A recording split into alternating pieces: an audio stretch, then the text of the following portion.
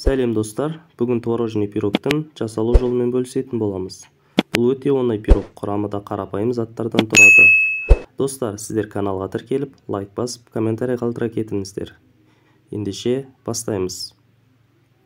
Алдымен пирогтың қамырын жасап аламыз, яғни песочное тесто жасауымыз керек.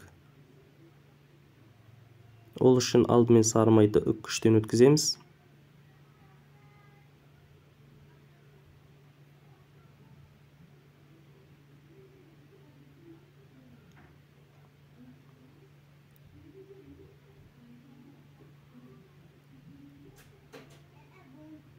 Одан кейін үстіне ұн, сода, қант қосып, бәрін қолмен жақсылап араластырамыз.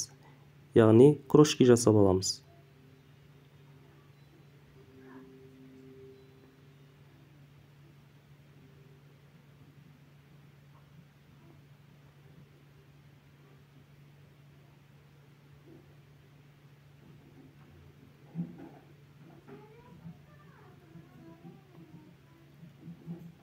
Оның үстіне бір жұмыртқаны қосып, жұмсақ қамыр илейміз.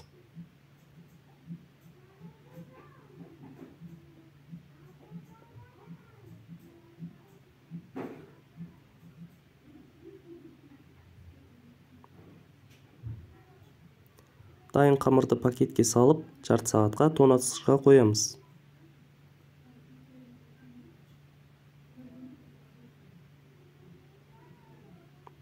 Жарты сағаттан соң қамырды формамызға орналастырамыз.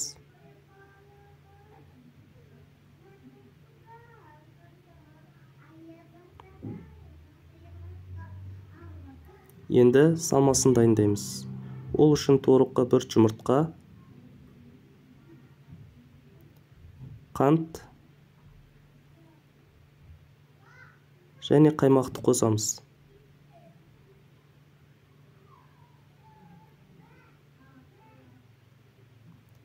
Бәрін жақсылап езіп араластырған соң, қамырдың бетіне біркелкі жаямыз.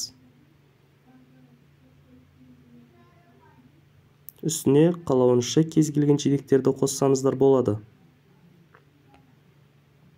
Одан кейін пеште 180 градуста 40 минуттай пісіреміз. Піскен соң 1 сағатқа суытуға қоямыз. Сонда арасы әдемі болып шығады. Достар, мінекей, творожный пирогымыз дайын болды.